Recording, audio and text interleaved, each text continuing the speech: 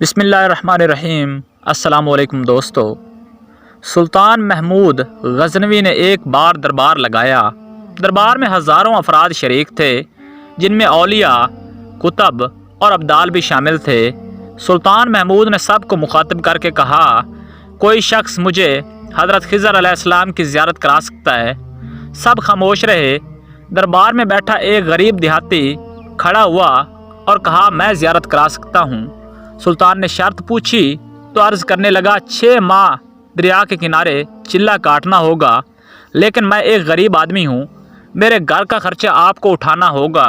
سلطان نے شرط منظور کر لی، اس شخص کو چلہ کے لیے بھیج دیا اور گھر کا خرچہ بادشاہ کے ذمے ہو گیا۔ 6 ماہ گزرنے کے بعد سلطان نے اس شخص کو دربار میں حاضر کیا اور پوچھا تو دیہاتی کہنے لگا، حضور، کچھ وظائف الٹے ہو گئے ہیں، لہٰذا 6 ماہ مزید لگیں گے۔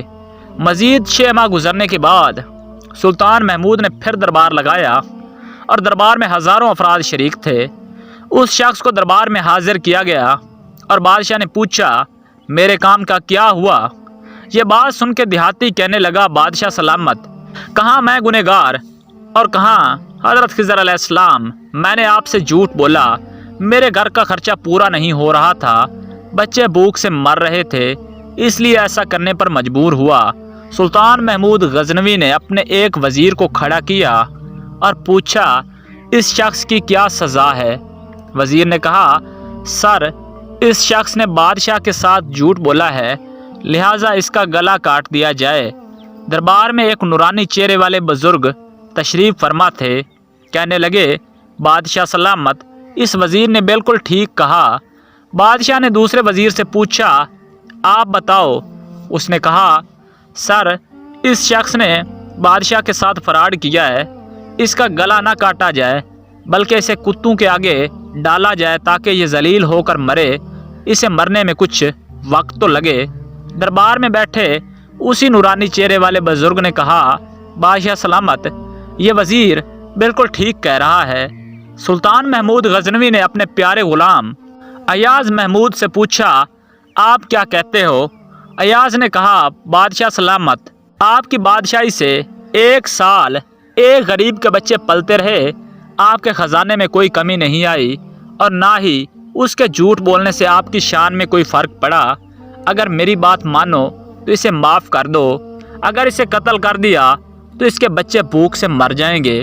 ایاز کی یہ بات سن کر محفل میں بیٹھا وہی نورانی چہرے والا بابا کہنے لگا، ایاز بالکل ٹھیک کہہ رہا ہے۔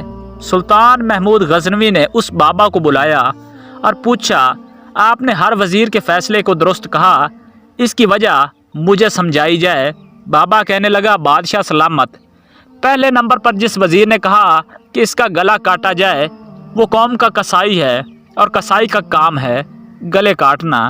اس نے اپنا خاندانی رنگ دکھایا، غلطی اس کی نہیں، آپ کی ہے کہ آپ نے ایک کسائی کو وزیر بنا لیا۔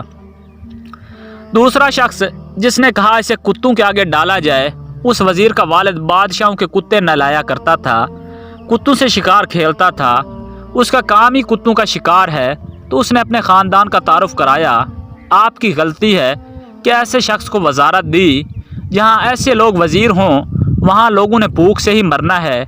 اور تیسرا، ایاز نے جو فیصلہ کیا تو سلطان محمود سنو، ایاز سید زادہ ہے، سید کی شان یہ ہے کہ سید اپنا سارا خاندان کربلا میں ذبح کرا دیتا ہے مگر بدلہ لینے کا کبھی نہیں سوچتا۔ سلطان محمود اپنی کرسی سے کھڑا ہو جاتا ہے اور ایاز کو مخاطب کر کے کہتا ہے، ایاز، تم نے آج تک مجھے کیوں نہیں بتایا کہ تم سید ہو؟ ایاز کہتا ہے، آج تک کسی کو اس بات کا علم نہ تھا کہ ایاز سید ہے، لیکن آج بابا جی نے میرا راز کھولا، آج میں بھی راز کھول دیتا ہوں۔ سنو اے بادشاہ سلامت اور درباریوں، یہ بابا کوئی عام ہستی نہیں، یہی حضرت خضر علیہ السلام ہیں۔